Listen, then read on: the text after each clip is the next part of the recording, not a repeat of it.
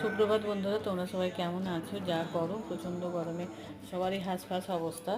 তো আমার ছাদ বাগানে কয়েকটা পর্তুলিকা ফুল ফুটেছিল, যেগুলোকে অনেকে 9 o'clockও বলে।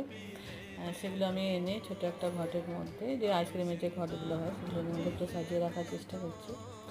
দেখতে ভালোই লাগছে, তোমরা বলো কেমন লাগছে। তো এই ছোটো ছোটো প্রচেষ্টাগুলো করলে খারাপ লাগে না। তো শান্ত সকাল, আর এই ছোট্টো ছোটো ফুলগুলো 9টার থেকে মোটামুটি ফোটে, তারপর 12টা অবধি এগুলো থাকে, তারপরে এগুলো শুকিয়ে যায়। তো ওই জন্য একটু দেখছি যে কেমন লাগছে। তো ছাদে তো রোদে আর পরে যাওয়া হয় না, ওই জন্য সকালেই তুলে এনেছি। শান্ত সকালের চারদিকে পাখির কিচিরমিচি, সকালটা বেশ ভালোই লাগে।